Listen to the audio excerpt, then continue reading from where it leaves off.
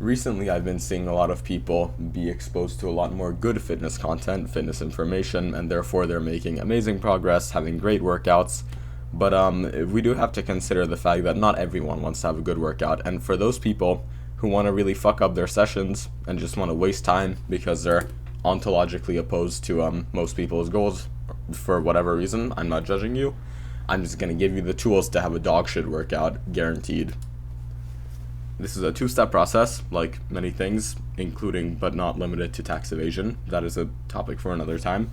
The first of which is anxiety. Now, anxiety is a pretty cringe normie term that is used to explain away a bunch of more broad, more complex problems that people have, and is more than not used as like a cope word, like, oh no, I have anxiety, there's nothing I can do about this.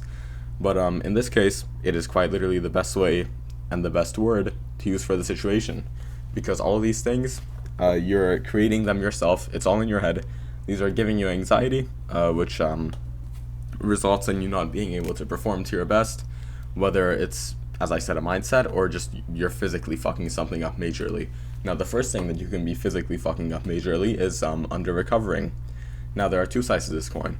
Number one is that you're actually not getting the basics down. You're fucking still on. What game do people play nowadays? Do people still play Valorant? I really hope not. You're on Fortnite creative 12 hours a night, and therefore you just don't sleep or something, and then you're in a concentration camp or something, so you get underfed like fucking crazy. You're actually starving, in which case I don't know how you have access to the gym. But let's say you're in that situation. Obviously, yes, then actual under recovery is going to be a big issue. But for the majority of people who lead pretty good lives, sleep fucking 7 to 8 hours, eat not a crazy optimized perfect diet, but they're also not fucking, they're also not lagging behind entirely in terms of macro and micronutrients. Most people should be fine, especially in their beginner stages. Obviously, this is assuming you're not squatting fucking 8 plates, 4 reps at RPE 6. If you're so stressed out and so worried about fucking under recovering, for example, the funny cope I would do, I used to track my sleep with an app called Sleep Cycle all the time, and basically it's just like a phone app. I'm not sure how they even gather the data. I'm not sure how accurate it was, but for many days where it says that my sleep was subpar, I would genuinely get mentally fucked up over it. And back in the day when I used to go to fucking Planet Fitness, I would, be incline dumbbell benching the fucking 35s, very advanced number, and I would be worried about oh shit, my sleep quality was 74% today, so I'm not going to be able to hit a PR. The point that I'm getting to here is, yes, tick the absolute basic boxes, and always aim to optimize as much of your pay your dues as possible with your recovery and with your hydration and shit. But please don't let it get to your head so much that if you are under recovered, that it just ruins your entire mindset for the entire session. Because in a actual survival situation, let's say you're in a war or something, obviously you don't want to have fucking trench foot, but it's you're not gonna be under optimal conditions in an actual harsh scenario, or if you're stranded on an island. Do you think your body's gonna fail you because you don't have all your micronutrients and the zero point 0.8 grams per pound of body weight of protein that you usually do? No, it's not that big of a deal. In the grand scheme of things, obviously you want to maximize things, then go take care of it. But you can still perform even if you're a little bit under recovered, especially if you're newer to things, okay? This leads to the second step, is stress about PRs. Now, in the beginning, it's very easy. The +5s, +10s come very quickly to pretty much everyone, and it feels great, and you're oh shit, I'm getting stronger. And then, oh shit, I'm, not getting stronger at the similar rate that I used to. And this starts fucking you up mentally a lot, because you're what am I doing wrong? I'll give you the short answer. You're probably not doing much wrong. You probably just need to stick with the process. How you will actually stop making gains, and if you really do want to, fuck up your sessions like this video is about, the way you do that is by constantly altering your technique, trying to change every little variable the moment things get difficult. Right? Now, if you don't want to have a bad session, then just push through it, my guy. This isn't some retarded, beast mode motivation version 5 where the AI YouTuber makes that video. advice by me saying push through it. No, it's just like, for example, on a deadlift, it's gonna take a bit to like get off the floor after a bit. After you're not like complete beginner in the deadlift, it's gonna take a bit to get off the floor. So maybe it's not that you need to like change your fucking slack pull style or whatever. You just need to leg press into the ground for a bit longer. Now that's only one example, but it is applicable that like when things get hard, just like if you actually think about it, like you can do it. You don't have to alter all these little variables, and you do not have to stress out about PRs as much as you think. Because even if it doesn't come, so what? So what if you don't hit this +5 this one day? Work on your technique, maybe get an extra rep, an extra set, whatever the fuck, more density, and then the next time you will get that extra +5, and you'll be so much further along than the guy who just constantly worries about, oh shit, what do I have to change to do this? Change as little as you need to make the progress that you want, okay? Now this leads into mental gymnastics, as I said, which is trying to alter your technique constantly, trying to figure out and overanalyze everything, change every little variable in your program about like what I can do to make the fastest progress possible. Don't force it, okay? Keep yourself to a standard that you know that if you stick to that standard that you will make progress and you should be fine. And it's just like so much more calming when you don't actually have to like have constant fucking, you know, Vietnam flashbacks about the one lift you failed and like, oh shit, I really hope that doesn't happen this week, because it becomes like another full-time job, and you know, it just becomes like the opposite of what we want lifting to be. This leads to I didn't even mean for all of these to lead into the other, but they ended up doing so anyway. This leads into the high fatigue, not so much physically, because, you know, I don't buy the shit of like, oh fuck, I didn't do a chest supported row, I did a barbell row, so I'm gonna shit myself and die the next time I try to deadlift because my lower back is over fatigued.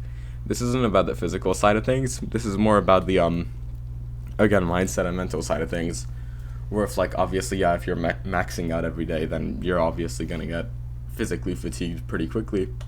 But if you do all these mental gymnastics and you try to alter everything straight away, you're just gonna get fed up, right? You're just gonna get like tired. It's gonna become like a full-time job to lift, and you're just not gonna be in the same like groove and mindset that allowed you to make progress before. So refocus, fucking pay attention to what actually worked for you in the past, notice trends, and more than likely you don't have to change that many variables. Change as little as you need to make the progress that you want. That's what you need to take away from this. Oh yeah, and just calm the fuck down, literally. With this entire anxiety section, just calm down, please. Now, I'm not going to summarize each of the bullet points. In the inauthentic goal section, I'm just going to go over the concept as a whole, because this doesn't need much explaining. It's pretty much, what's it called? It's like a story in of itself. It's like a process that you don't want to follow, or I guess that you do want to follow if you want to ruin your workout. But this is a process that you don't want to follow, so I will just be outlining the main reason and main thing that inauthentic goals are. Also, I censored the fuck here because, I don't know, hopefully I will get extra fucking monetization. I will get 3 cents on this video instead of 2. Now, as far as inauthentic goals go, this usually stems from when people want a certain thing, but then they lose sight of that thing because they watched a bunch of fucking videos about why this other thing is better, and the person making the video seemed kind of cool to them, and they want to be like that person more, and they have no individuality, so they just get fucking swallowed up, and now, before they know it, they get started with this one thing that they don't actually care about whatsoever. So for example, it's like, let's take little Timmy. Little Timmy wants 16-inch arms, naturally. Wow. Impossible, the main gainers say. No, it's very doable. It would be very achievable for little Timmy if he just trained hard for several years. Now, little Timmy stumbles upon a video that's like, hey, fucking gymnasts and arm wrestlers have great arms. So he goes to fucking start arm wrestling training next week, and he pays like $200 for a coach. And then he breaks his elbow because his tendons have the structural integrity of... What has low structural integrity? Like cottage cheese or some shit, right? That would be a good example of inauthentic goals if you find yourself in some place for no good reason, because someone else wanted you to be there instead of because you wanted to be there yourself. Now, even if you do push as hard as you can and like genuinely grow to care about this goal, it's not going to give you the like desired outcome, and in most cases you will not push as hard if you don't actually care about this whatsoever. Because if you fucking hold on, let me refocus for a second because I got a bit distracted. All right, we're good. So if you have this goal that you're being set and you decide to take the path of something that, you know, isn't directly related to it, but is something else that you just got looped into mostly because of online content, you're not going to take that thing as seriously, and you're not going to have an intrinsic motivation for it. And as much as you can fucking Jocko Willing discipline equals freedom omega lol your way into things, you know for a fact that that's cope, and you know for a fact that once, like, you're just gonna break and you're gonna stop doing the thing entirely. And are you any closer to your actual goal? Fuck no. Like, imagine it's like, hi, I want some big forearms, I'm gonna go rock climb. Well, I think rock climbing is pretty cool, but imagine you don't. If you don't think rock climbing is pretty cool, do you think you're gonna stick to that whatsoever?